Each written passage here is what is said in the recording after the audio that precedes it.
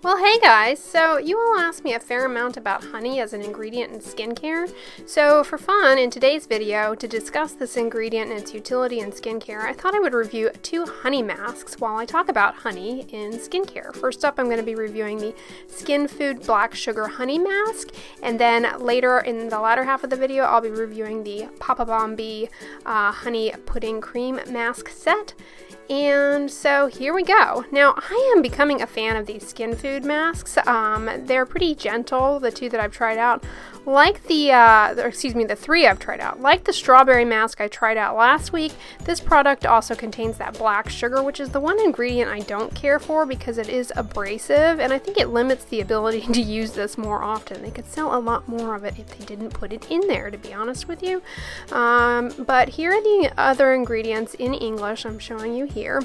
This is a Korean mask, but here are the ingredients. And it, in addition to the key ingredient, honey, which we're talking about today, it also has some moisturizing lanolin as well as macadamia seed extract oil.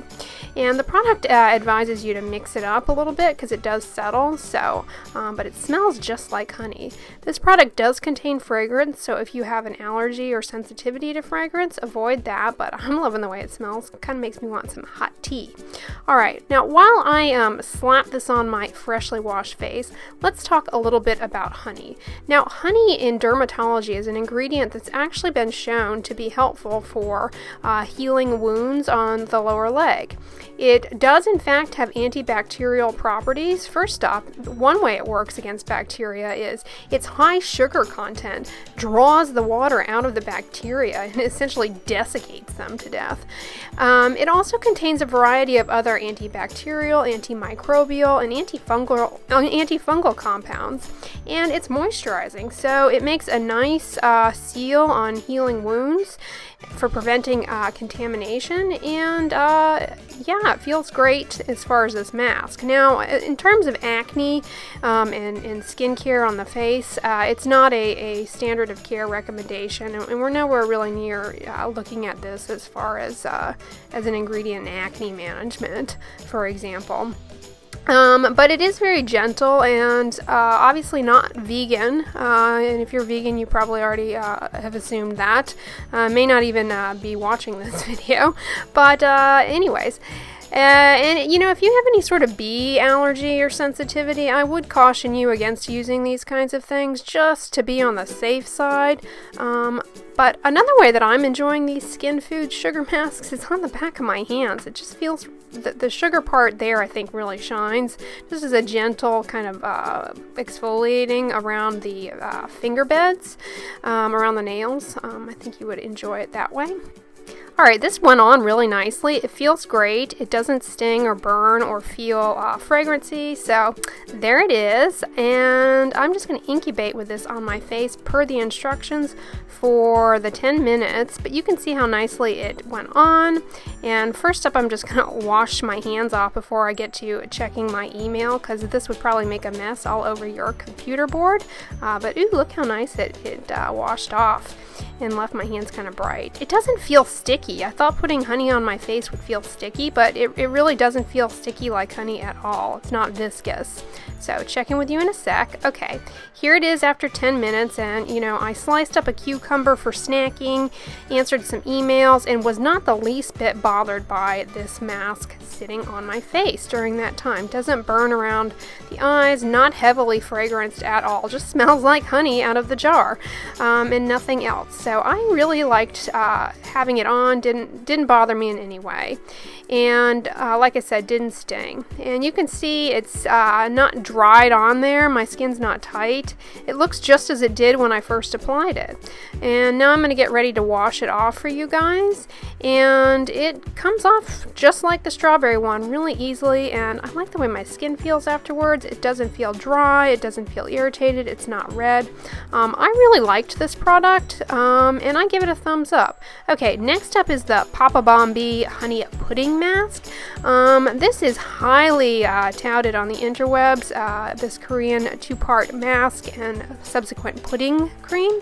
This product contains honey extract as well as papaya fruit extract, which is an ingredient that contains, papaya contains enzymes that can digest things, so I'm not really too joyous about putting it on the skin, and it's not something we routinely recommend. Okay, here's the mask. It's colorless in the tube, but one of the things, I'm reading the instructions here, and one of the things that I noted in some of the videos is that it has, it supposedly has a gold particulate. Oh, there it is. There's some gold material at the tip, and that then distributes into the product as it's squeezed out. Now that gold in there, it's a combination of things like mica and particles. It's just intended for jazz effect. It has no skin utility, and I would caution you against putting this on an open cut, because depending on the depth of the cut, you might inadvertently tattoo yourself, and that would not be a good outcome of a mask, to have a tattooed face. Okay, one thing about this, it does not go on well at all. It feels like Elmer's glue, and it's just not spreading on. I have done other peel-off masks in the past, and this is just really tough to get on, but there it all is, smeared on in place, and I'm going to incubate per the requisite 10 minutes. Oh my gosh, this feels tight. I watched many YouTube videos on this thing, and supposedly it peels off easily, but I'm not finding that to be the case. What is going on here?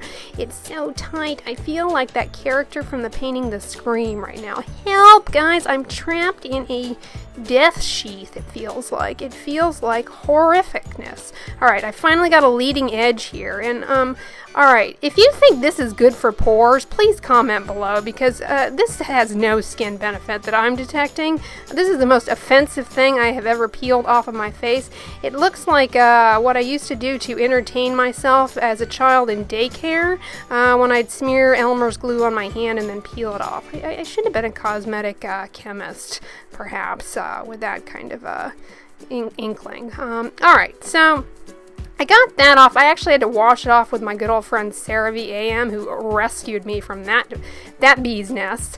But now I'm going to come in with the honey pudding mask. Now, depending on where in the world you reside, pudding can mean any of a variety of things.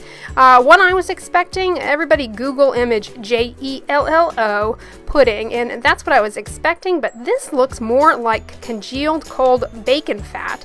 So friends in the UK, comment, is this what your savory meat puddings look like? Do they have a component that's kind of congealed like this? It does not go on the skin well at all, though, and is not soothing.